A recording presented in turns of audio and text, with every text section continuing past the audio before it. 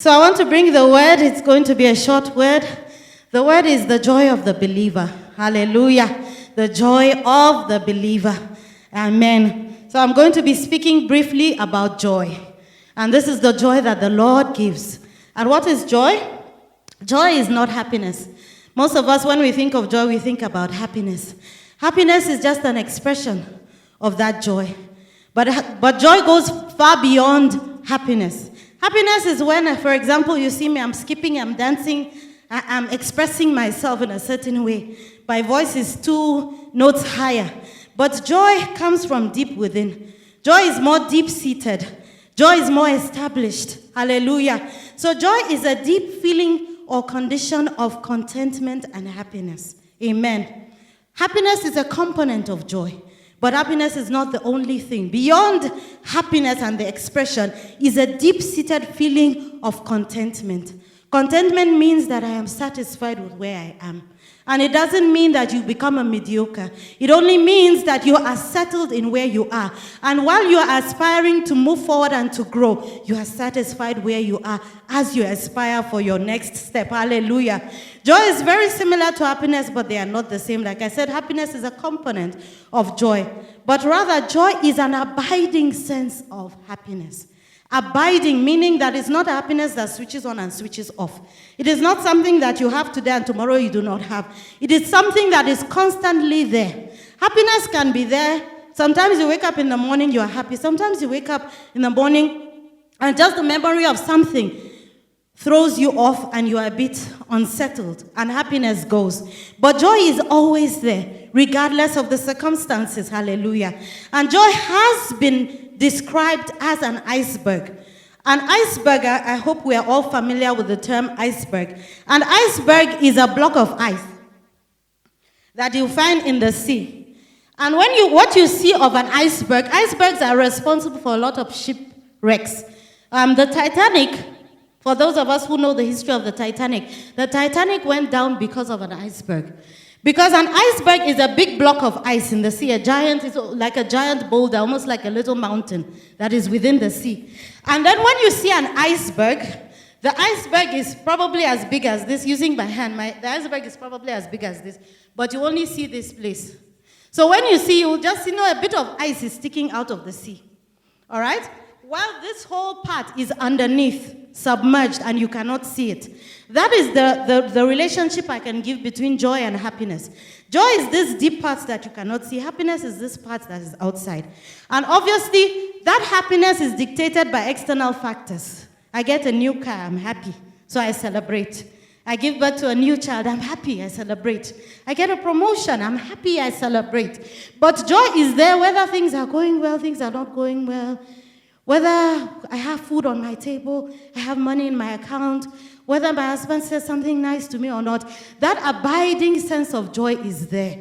So it is constantly there. And that's why we describe joy as an iceberg. Joy is much bigger than happiness. Even though happiness, we said, is just a small part of that iceberg that is expressed. But joy is much deeper. And like we said, happiness relies on external factors. Josephine says something nice to me, so I'm happy. But then when Josephine doesn't say something nice to me, I might not be happy, but I have an abiding sense of joy. Hallelujah. Amen. Joy bubbles out from within. Joy is constantly within us. Amen. And joy is an expectation that the Lord has of everyone who is called the redeemed. So whoever you are, wherever you are, regardless of your circumstances, big or small, male or female, tall or short, rich or poor, the Lord has an expectation of you to have joy that is built within you. Joy is built on the foundation of numerous pillars. So there are some things that are responsible for building that stone that is within, that iceberg. And joy is built on the following. Joy is built on gratitude. One of the things that drives joy is gratitude. An abiding sense of gratitude. What does that mean? I am grateful to the Lord. Gratitude is one of the things that builds our joy. When we are grateful for what the Lord has done. We are grateful for the fact that you are called the redeemed. You are grateful for the fact that you belong to this heavenly kingdom. You are grateful for the fact that the Lord has rescued you from darkness. Gratitude drives joy. Hallelujah. So gratitude is one of the pillars of joy. Hope is another pillar of joy. The fact that I am not where I expect to be, and yet I know that I will get there eventually. So the fact that I know that my Redeemer lives, and I know that there is hope in him, and I know that for as long as I am alive, there is still hope. It drives my joy. It maintains and keeps my joy going. Hallelujah. And strengthens my faith in the Lord and keeps my joy. Reverence for the Lord is another pillar that keeps our joy abiding. Reverence means that I am aware of the fact that the Lord is sovereign above all. And because he is sovereign, his power is above all. All power belongs to the Lord. And what can man do unto me? What can the systems of the world do unto me? They cannot do anything beyond what the Lord gives them power to do. The devil cannot pull me down. He can get permission to torture me for a while. But the Lord has power above all the powers of the enemy. And because I have reverence for the Lord, and because I recognize his sovereignty and that his power is above all, I have joy, an abiding sense of joy, because I know he has great plans for me. And I know that he watches over me. And I know that he loves me. I know that I am the apple of his eye. Hallelujah. Another pillar of joy is forgiveness. You cannot have joy when you harbor unforgiveness. Hallelujah. When you carry unforgiveness in your heart and bitterness, it erodes your joy. It breaks down that iceberg that should be within you when you harbor unforgiveness. Hallelujah. But forgiveness helps to build up that joy. Because when you have forgiveness in your heart, it helps you to be able to let go of things that would otherwise build bitterness within your heart. You know, they have described unforgiveness as taking poison and expecting the other person to die. You are the one swallowing the poison, and then you are expecting the other person who you are angry with to be dying. And maybe that person doesn't even know you are still harboring unforgiveness. Forgiveness releases you from that poison. And forgiveness helps you to grow and project forward. Hallelujah. So forgiveness is another pillar of joy. Love is one of the pillars of joy. I have love for the Lord in my heart, and I have love for my fellow brother. Hallelujah. And that gives me joy. So when I wake up and I see that person, it gives me a lot of joy. When I wake up in the morning and I turn around and I see my husband beside me, I get excited. And joy comes within me. Hallelujah. Amen. Hallelujah. Aspire for those who do not have it. So when you wake up, you look around and then you say, hallelujah. Amen. Amen. Hallelujah. So love drives your joy. Hallelujah. Love is one of the things that feeds into your joy. Sometimes you just pick up your phone and call someone, and the voice of that person just excites you and gives you joy. Hallelujah. So love is another thing that feeds into our joy. Cheerful enthusiasm. Sometimes enthusiasm defies the odds of what is holding you back. And you decide that whether or not, whether this happens or not, I am enthusiastic, I will get it done. Amen. So sometimes enthusiasm is something that goes against the grain. That means that everyone is going that direction, but I choose to go this way. Everyone is miserable, but I choose to rejoice. Hallelujah. Cheerful enthusiasm helps to sustain our joy. So being enthusiastic about whatever situation we find ourselves in, or whatever passion or whatever drives us, it helps to sustain our joy. And there's so many others, but I will end here with the pillars of joy. But then it's interesting to see that we are commanded to be joyful. As children of the Lord, you break you break God's covenant, or you break God's covenant, but I'm looking for the right word. You disobey, or you disappoint. Yeah, disappoint is a better word. You disappoint God's expectations of you when you do not display joy. Amen? You disappoint God's expectations because God has invested so much in you. And just by virtue of the fact that you are God's child, He has an expectation for you to express joy, or to walk and to live in joy. And when you do not, you disappoint. You'd actually disappoint. You remember when the devil stood before the Lord and came to, and permission was given for him to tempt Job. God was actually boasting about Job at the time. And he was telling the devil, have you looked at that, my servant? Can you see how exceptional he is? And the devil says, because of what he has. Have you not blessed him? Have you not given him material things? Have you not given him a perfect family? Take those things away. It was a test of Job's joy. It was a test of Job's joy. Because then the devil was given permission to take all those things away. And the Lord says, test and see what the substance he is made up of.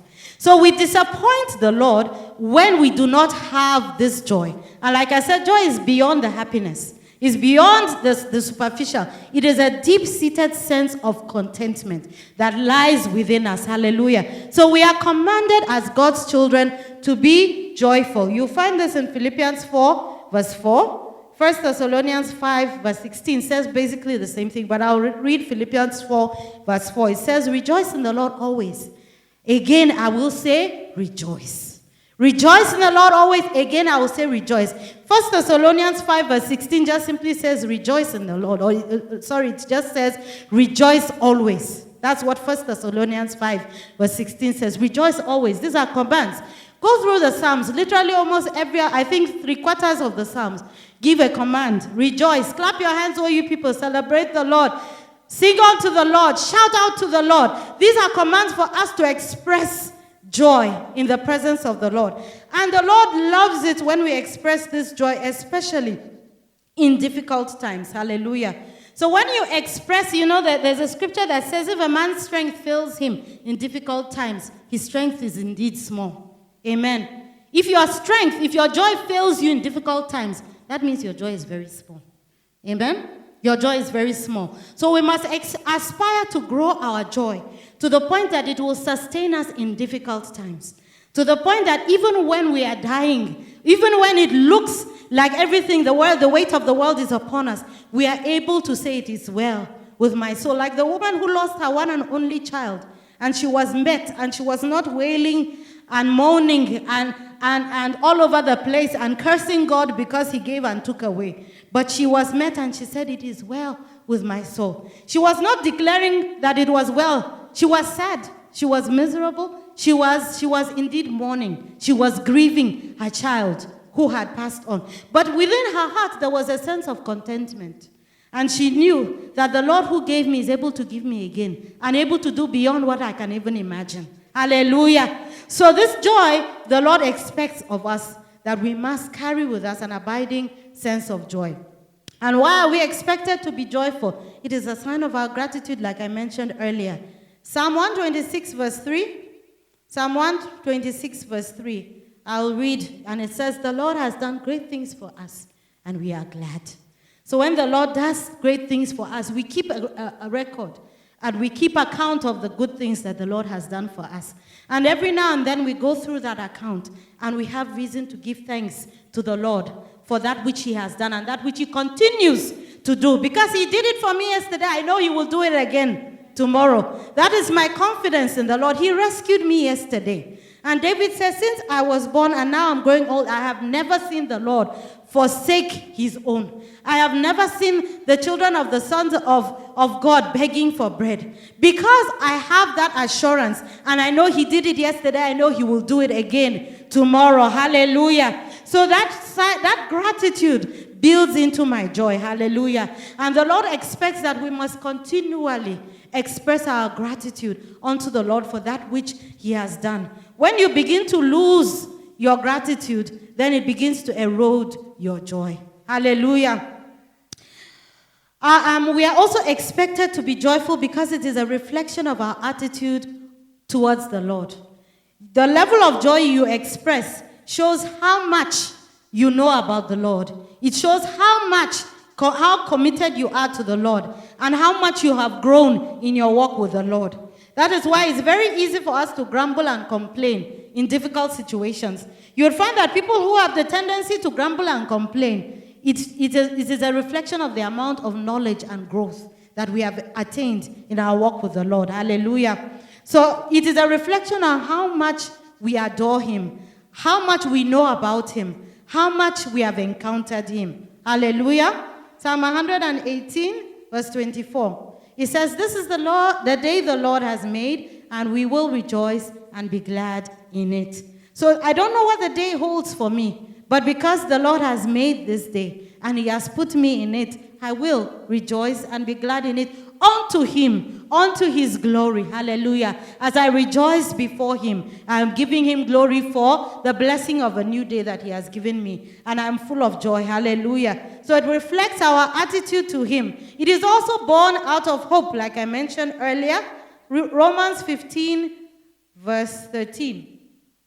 It says, now may the God of hope fill you with all joy and peace. Hallelujah. Now may the God of hope fill you with all joy and peace in believing, that you may abound in hope by the power of the Holy Spirit. And like I said, hope basically means that I have an expectation that my tomorrow is going to be greater than my today. I have an expectation that while weeping may endure for a night, joy is coming in the morning. I have an expectation that my Redeemer lives and he's going to rescue me out of every trouble. I have an expectation that God has a great plan for my future. So because of that, I have an abiding sense of joy in this hope, in this expectation. Hallelujah.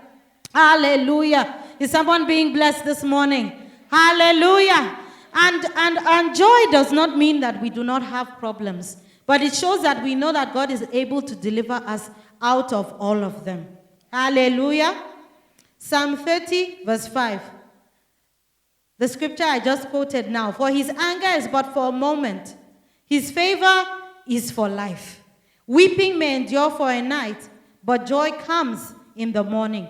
Jeremiah 29, verse 11 says, for I know the thoughts that I think towards you, says the Lord, thoughts of peace and not of evil, to give you a future and a hope. So because I have hope in him, I have joy. An abiding joy, knowing that the Lord is with me. And I will be able to say, in spite of this as well, that even though he slays me, I will praise him. Hallelujah. Because I know that whatever the Lord allows in my life, he allows it for a reason. He has a purpose for it. And I will eventually know his purpose. But even if I go through it without having an understanding, I will go through it with joy, knowing that the Lord is with me. Hallelujah. Knowing that he doesn't have evil plans for me, but he has plans of good. It is also a sign of the indwelling of the Holy Spirit. Amen. That is why it's listed as the second fruit of the Holy Spirit. Amen. If you go to Galatians chapter 5, the fruit of the Spirit after love, and it seems like those fruit are arranged in order of priority or in order of importance. Starting with joy. The very next one is, starting with love, the very next one is joy. Amen. So it is an evidence that the Holy Spirit dwells within you. The Holy Spirit doesn't dwell in a vessel that is gloomy. Amen? Hallelujah. Because the gloomy atmosphere carries with it darkness and heaviness. And the Holy Spirit doesn't abide in an atmosphere that is dark and heavy. Hallelujah. The Holy Spirit abides in a place. And when the Holy Spirit invades a vessel, then you see brightness, you see light, you see joy coming in and invading. That's why when 2 or 3 are gathered in the presence of the Lord, no matter what weight I'm coming into the presence of the Lord with, when I come into the presence of my brethren, suddenly that weight is lifted. Because even if I don't have, my joy is diminished at the moment. Somebody else's joy infects me. And the presence of the Holy Spirit stirs within me joy that comes out and bubbles out. Hallelujah. So it is a sign of the indwelling and the presence of the Holy Spirit. Amen. Psalm 4. Verse 7 and 8. You have put gladness in my heart, more than the reason that their grain and wine increased. That means that you have put an abiding joy in my heart. It's not only when I have a harvest that I have joy. The joy that I have is beyond my harvest. The joy that I have within me is beyond the physical things that I have. Hallelujah. So you have put gladness in my heart more than the season that their grain and wine increased. I will both lie down, verse 8, I will both lie down in peace and sleep. For you alone, O Lord, make me dwell in safety. Hallelujah. And that assurance is what gives me joy. And it is the Lord that puts that within us. That is why when we do not express it, he is disappointed. Hallelujah. He has put joy in our hearts beyond the joy that comes from harvest. Acts chapter 13, verse 52. And the disciples were filled with joy and with the Holy Spirit. You see that where the presence of the Holy Spirit is, joy accompanies. So the disciples were filled with joy and with the Holy Spirit. Hallelujah. So it is a sign that God is dwelling within us. And then another important thing about joy is that it keeps us healthy. Amen? Hallelujah. Joy is one of the things that keeps us healthy. Most of our lifestyle diseases, they are linked with depression. Most of the lifestyle diseases are linked with troubles, with burdens. Hallelujah. Heart disease, hypertension, all of those diseases. They are linked with what? Depression and heaviness. But joy gives us life. It gives us health. Amen. It gives us mental health. Amen. It keeps our minds alive. And it keeps our bodies also agile and full of health and vitality. Proverbs 17 verse 22. It says, a merry heart does good like medicine, but a broken spirit dries up the bones. But a merry heart is like medicine. Amen. For those of us struggling with one issue or another, try joy. Hallelujah. Try joy. Hallelujah. Amen. And this is the joy that the Lord gives. And it brings healing. And it brings wholeness. It brings wholesomeness. Hallelujah. The joy that the Lord gives. Hallelujah. Being joyful is a choice that everyone has to make. And everyone is capable of making that choice. I have found situations in my life where I have carried weights and burdens. And then I got to a point where I had to ask myself, how has it changed your life? How has it? And then I decided, I made the decision. Nobody made the decision for me. My circumstances didn't change. Nothing changed. But I made the decision and said, you know what? Worrying about this has not changed anything and has not improved my life. So I chose, you know what? I'm going to forget about this and I'm going to focus on the Lord and I'm going to rejoice. And I would wake up in the morning and tell myself, today you are going to rejoice. And I found that when I make the decision to let go and to rejoice, I actually find that the situation is not as burdensome as I earlier thought it was. And I find myself relieved of that burden, and I find that I'm able to rejoice. So being joyful is actually a choice that everyone is capable of making. So I hope that some of us are stirred up within our hearts to make the decision to rejoice, rather than to make the decision to worry and to carry burdens. Amen. Everyone is capable of making the decision. That is why it is also a command. We are given a command, and the Lord's commands are not burdensome. When he says do this, he knows you are capable of doing it. So when the Lord says rejoice, it means that you have the capacity within you to rejoice. So can we make a decision today that regardless of my circumstances, I will rejoice? Amen. Like the psalmist says, I will rejoice in the Lord. Hallelujah. And I will have joy in the Lord, my God, my Maker. I will rejoice. Amen. So beyond being commanded, we need to make the decision and the choice to say, I will rejoice. I will have joy in the presence of the Lord. Hallelujah. When we come into the presence of the Lord and we dance and we celebrate, it is me saying, I will rejoice. Amen. It doesn't matter whether we are 2 or whether we are 3. My attitude in the presence of the Lord is always the same. I will rejoice. Because I'm not doing it for the 2 or for the 3. I'm doing it unto the Lord, my God, my Maker. And I rejoice and I celebrate. Hallelujah. I will rejoice. I will celebrate. I will honor him. It doesn't matter my circumstances. I will rejoice. Hallelujah. And when we are not joyful, we are disappointing him. We are not pleasing unto him. Hallelujah. Nehemiah chapter 8 verse 10. Then he said to them, go your way, eat the fat, drink the sweet, and send portions to those for whom nothing is prepared. For this day is holy to the Lord. Do not sorrow, for the joy of the Lord is your strength. When we are celebrating before the Lord and giving him honor and glory, he expects that we do it in all fullness. And he says, do not sorrow, but rejoice. You know, I'm reminded of the story of and let me try and remember the name of the prophet. I think, yeah, it was it Ezekiel? Yeah, I think it was Ezekiel. Ezekiel's wife died. And the Lord asked him to do a very difficult thing. He says, do not cry, do not weep, do not mourn. Do not put ashes on yourself. Do not weep. Go out before the Lord as you always have done. And I asked myself, how? How? And the Lord told him, you are going to lose. Before she died, the Lord gave him a word and said, you're going to lose something precious. So he prepared him. And when it happened, he told him, do not cry, do not weep, do not mourn. And I asked myself, how? How? But I realized that the Lord does not give you a command of something he has not prepared you for and something you do not have the capacity to do. Hallelujah. So I realized that the Lord gives us the ability to be joyful. Amen. And we have the capability to be joyful. Amen. Hallelujah. So as I bring my word to a close, in conclusion, like I said, is a very short word. Amen. In conclusion, I found this scripture. Amen. I found this scripture as I was preparing.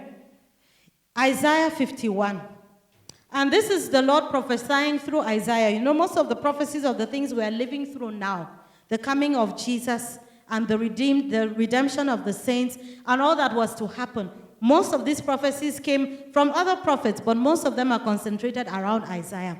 And here was the Lord speaking through Isaiah, talking about the things that were to come, the blessings that were to come upon those who the Lord was intending to redeem. And Isaiah 51 carries most of this. Amen. So I will read through this in closing. And the Lord's comfort is on those he has redeemed. And the Lord ensures that we have the joy that we need. The Lord is the one who supplies this joy. And he ensures that we have this joy. So let's read this prophecy as we begin to walk in this joy that the Lord has provided, because it's already there for us. The title of this chapter in Isaiah 51, you can open with me, Isaiah chapter 51. The title in the Bible that in New King James is "The Lord Comforts Zion." Amen? And we are the spiritual Zion, the ones that the Lord was talking about or prophesying regarding. Hallelujah. So even though at the time it was a prophecy given for the children of Israel at the time who are in captivity, but it's also applicable to us who are children of the spiritual Israel, the ones for whom he sent Jesus. And he said in verse 1, I'll skip a few verses. Verse 1 says, listen to me, you who follow after righteousness. He's speaking about you and I. We who he has called out, who he has saved, we who are called the redeemed. Listen to me, you who follow after righteousness, you who seek the Lord. Look to the rock from which you are hewn, and the hole of the pit from which you are dug. That means keep your eyes on me. Focus on me. For as long as your focus is not on the Lord, you will lose this joy.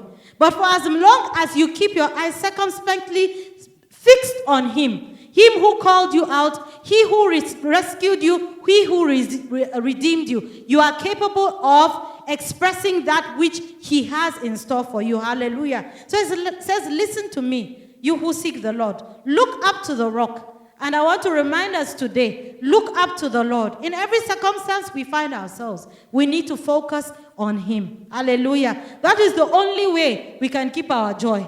When you look around the world today, every day you hear about doom and gloom. Amen. If you look around you look at your circumstances, your joy will not abide. But when you fix your eyes on that which the Lord has done, when you fix your eyes on the Lord, on the rock that is able to hold you, it helps to keep things in proper perspective. I'll skip to verse 3. It says, for the Lord will comfort Zion. He will comfort all her waste places. He will make her wilderness like Eden, and her desert like the garden of the Lord. Joy and gladness will be found in it, thanksgiving and the voice of melody. This is what the Lord is saying about those of us whom he has saved, those of us whom he has redeemed, that we are going to be this place of celebration. Within our hearts, he's going to make a garden. He's going to make a garden that he will call the garden of the Lord, and joy and gladness will be found within it, along with thanksgiving and abiding melody. Hallelujah. So we are going to be full of joy and gladness according to the comforts that the Lord is going to provide to us. Verse 11. So the ransomed of the Lord shall return. The ransomed is another word for the redeemed. Amen? The redeemed of the Lord shall return. Those that the Lord has redeemed, that means that we were somewhere else taken away into captivity, but the Lord has rescued us, paid the price through Jesus, and we have been called back unto the Lord, returning unto him as the redeemed. And it says, so the ransomed or the redeemed of the Lord shall return. and come to Zion with singing, with everlasting joy on their heads. And they shall obtain joy and gladness. Sorrow and sighing shall flee away. Hallelujah. Verse 12. Even I, am he who comforts you. Who are you that you should be afraid of a man who will die? Why should you be worried about things that you cannot change? Things that are beyond your control. Why should I bother myself about things that the Lord has said I am thinking about them on your behalf? No, I will not. I will not be afraid of man. I will not be afraid of the worldly systems, but I will focus on the Lord. Hallelujah. So who are you that you should be afraid? Imagine it's a challenge. Who are you that you should be afraid of man? Hallelujah. It's a challenge from the Lord. Why should you be afraid of these things? Amen. Who are you that you should be afraid of a man who will die, or the son of man who will be made like grass? Verse 13. And you forget the Lord your maker. When you worry, you are actually indicating that you have forgotten who is in charge of your life. When you worry and when you carry burdens and when you do not rejoice, you have lost your focus.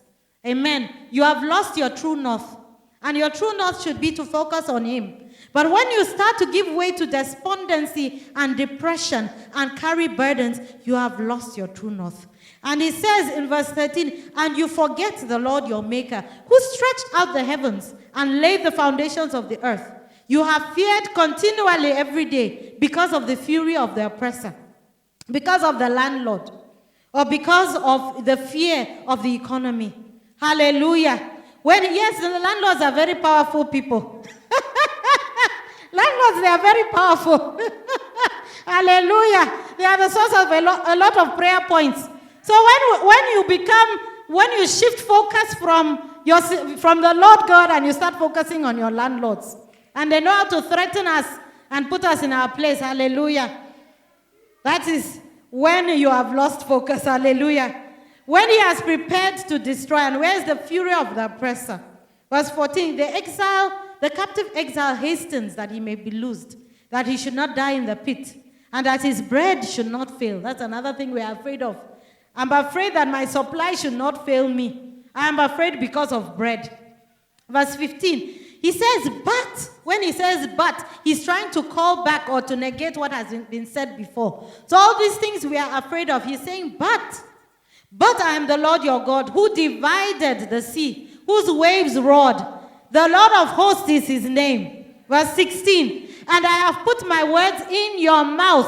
Hallelujah. I have covered you with the shadow of my hand, that I may plant the heavens, lay the foundations of the Lord, and say to Zion, you are my people. This is a voice of authority. That settles the matter. You are my people. If I have said to you, you are my people, that has settled the matter. He has called back our attention to what we should have in focus. I am the redeemed of the Lord. He has called me his child. I am his person. I am his daughter. I am his workmanship. And because of who I am, I will rejoice. And I will celebrate. I will not carry unnecessary burdens. I will not be tossed to and fro, being afraid of the power of the oppressor.